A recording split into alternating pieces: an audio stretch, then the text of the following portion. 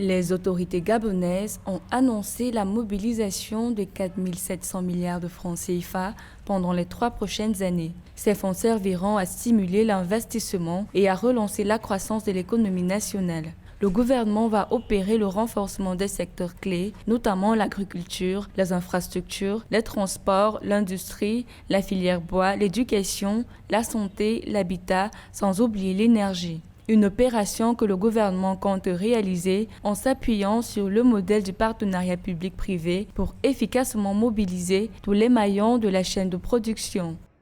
Le Gabon est un pays frontalier au Cameroun, donc les zones agroécologiques qu'on a au Cameroun, on les a au Gabon. Mais nous n'avons toujours pas compris que depuis les indépendances jusqu'à aujourd'hui, le Gabon s'autorise à venir s'alimenter au Cameroun, alors que le Gabon peut également produit toutes ces spéculations agricoles, motif pris de ce que les zones agroécologiques qu'on a au Cameroun, on les a au Gabon. Donc, de mon point de vue, ça a souvent été un très grand retard que le Gabon a accusé. Le Gabon a à mettre le curseur maintenant sur le développement de son secteur primaire, notamment l'agriculture.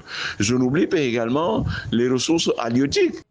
La crise sanitaire de la Covid-19 a bouleversé le marché pétrolier gabonais avec une baisse importante de la demande. La production nationale de pétrole brut a régressé de 0,8% au cours des 3 derniers trimestres pour se situer à 8,1 millions de tonnes, soit 59,55 millions de barils, alors que les exportations de pétrole se sont situées à 7,4 millions de tonnes, soit une baisse de 6,9%. Notons que les ressources pétrolières constituent plus de 80% des revenus du pays, 45% du PIB et 60% des recettes budgétaires. Une situation qui fait tomber le taux de croissance nationale à 0,5% en 2020 en raison de la Covid-19.